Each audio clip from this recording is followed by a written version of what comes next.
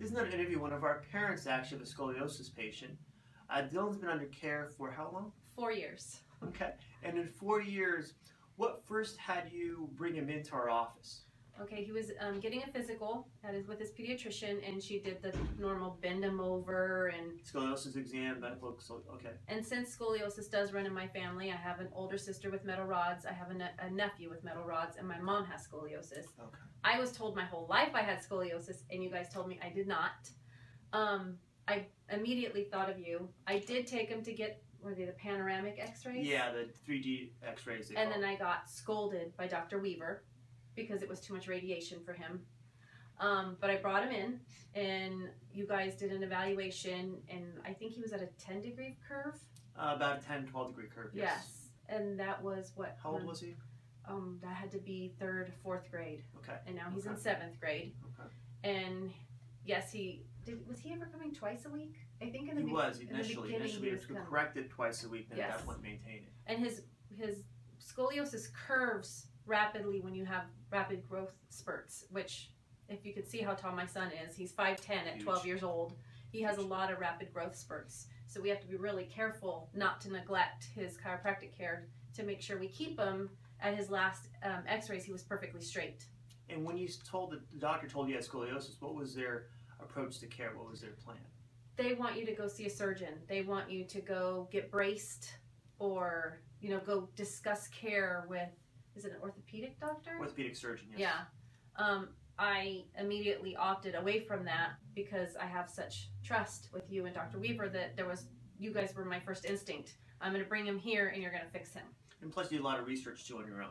I did, but I had family members who went through this. So I saw my sister with metal rods in her back, and I saw the excruciating pain my nephew was in, and I knew that was just, if I had any say-so, that was not going to happen to my child. And so far, your experience so far with what we've done with him what do you think? Totally positive.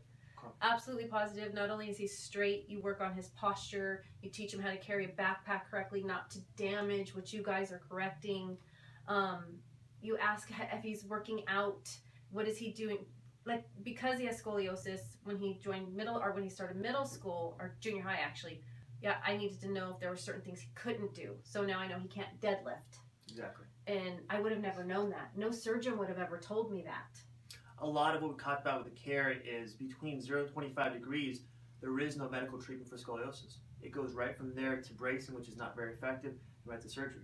And with growth spurts like Dylan has now, they'll miss that 25 degrees to 35 and just go right to surgery. Yeah. So I think you've avoided that whole process to where when he turns 21, 22, when he's out of that window, he'll be fine. He won't need the rods. He won't need things like that because we maintain it through routine x-rays, through exercises, through watching, observing him, treating him, I think about once a week right now. Keeping him in control.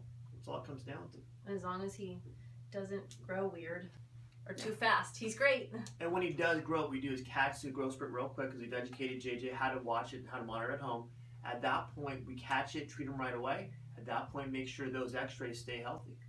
And I'm just forever grateful because I do not want my son cut open and No, I much rather prefer the alternative route.